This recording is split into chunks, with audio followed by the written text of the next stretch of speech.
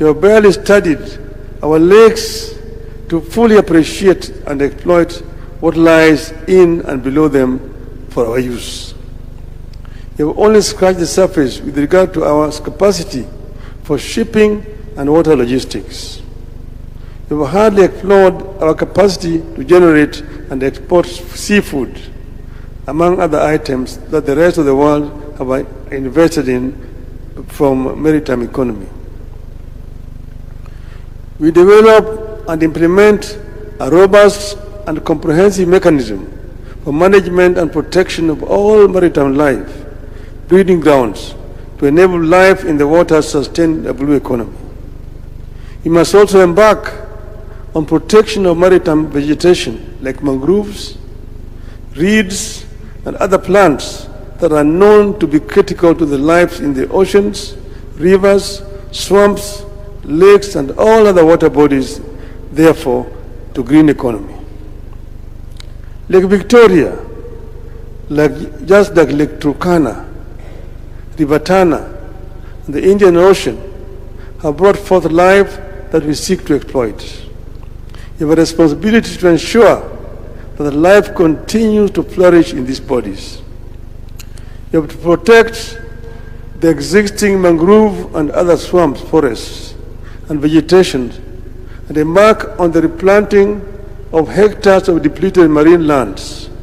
Otherwise, we will lose the entire species of marine lives and undermine the blue economy. So far, the only attempt to conserve marine vegetation, which is also dwindling, has to do with the mangroves in Lamu area. Everywhere else, it is marine exploitation with zero conservation of critical vegetation regeneration.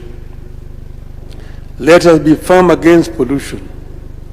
We have to be firm on a single-use plastic ban in order to reduce the non-biodegradable waste entering the marine environment and undermining blue economy.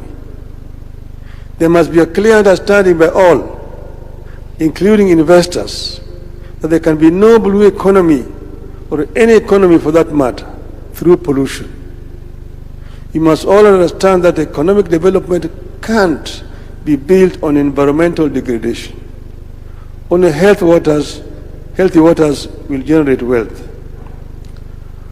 For eternity, we have tended to see and treat our water bodies, including the lakes, rivers, and oceans, as obstacles and dividing lines between communities, regions, and nations. This has to change.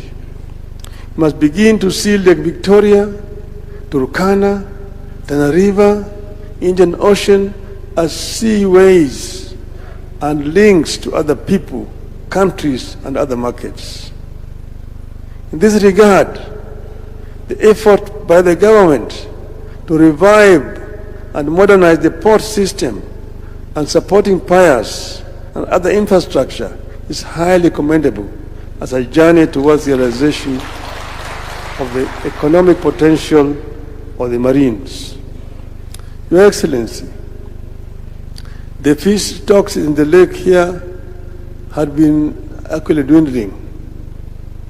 In the 60s, there was a research that was being carried out by the East African Fisheries Research Institute, which is based in Jinja. It was led by the late Professor David Wasau. When they realized that the indigenous fish was dwindling, they decided to import species from other countries. They went to Lake Superior in Canada and bought another species of tilapia, different from the indigenous tilapia known as the tilapia nilotica.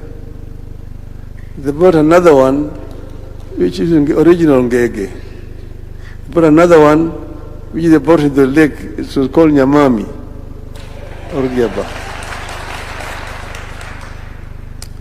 Then they went to Lake Kyoga in Uganda and bought another fish, that is the perch. It's called the Nile perch.